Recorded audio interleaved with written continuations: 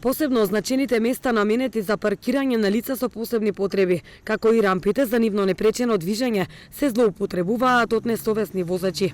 Дека тоа се случува и во Струмица, потврдуваат граѓани кои за овој проблем пријавија преку апликацијата Граѓански новинар на ТВ Канал Вис.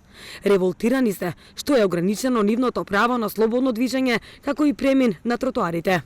Учесникот во сообраќајот без трошка, култура и совест се паркирал на најфреквентниот премин за лицата со попреченост во инвалидски колички, мајки со бебешки колички. Ова ги преминува сите граници. Погледнете ја сликата, како вешто се паркирал и го блокирал најфреквентниот премин. Луѓе во инвалидски колички на минусни температури да чекаат да се појави сопственикот на возилото, од некој соседен локал го немаше, па така мораа да го заобиколуваат и да поминат подолг пат на минусни температури за да стигнат до својата цел. Сите имаме право на неограничено движење, барем во централното градско подрачје, и апелираме да не се блокираат ваквите премини, бидејќи истите имаат некоја друга намена, а да не се паркира токму на нив, се вели во реакцијата на Граѓански новинар. И од Сдруженијето на лица со телесен инвалидитет мобилност велат дека им е ограничена можноста да се движат низ градските улици. Истовремено, се уште проблем е и пристапот до јавните објекти.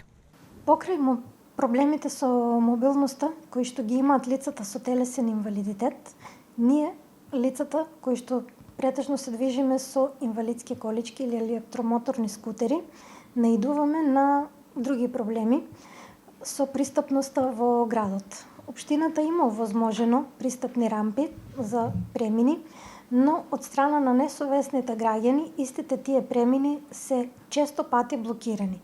Па поради таа причина сме приморани да интервенираме до полицијата. Полицијата излегува на терен, го регистрира случајот, но засега немаме информација дали се спроведуваат опомените или не. А понатаму пак наидуваме на истите проблеми и после реакцијата од страна на полицијата.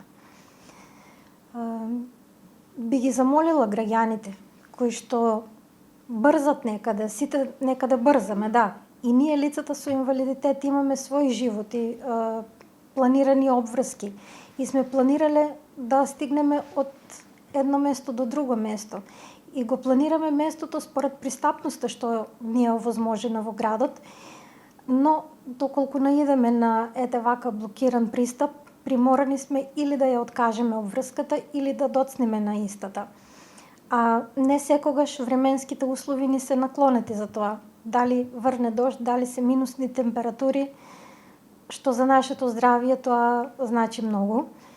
И поради таа причина ги замолувам граѓаните да бидат малку посовесни и да внимаваат каде паркираат, да не ги блокират нашите премини и да ни ја отежнуваат мобилноста уште толку, бидејќи тоа за нас е голем проблем, а за нив е многу малку тоа да го направат. Само треба да помислат и да видат каде се паркираат. Друго што сакам да ги замолам е исто така да не ги блокират, да не ги зафаќаат паркинг местата на лицата со попреченост, кои што се наменети за таа намена. Бидејќи исто така, тие се определени за нас и треба да служат за нас, а не за некои други. Или да наоѓаат изговори дека биле за кратко и дека брзале и така натаму. Лицата со инвалидитет мора да имат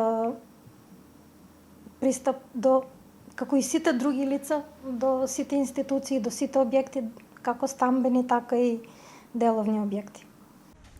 И покрај постоечкото законодавство и политики, истражувањата покажуваат дека граѓаните со попреченост сепак се чувствуваат ограничено во можноста да се движат низ градските улици, пристапот до и во јавните објекти, тоалети и услуги, велат од мобилност.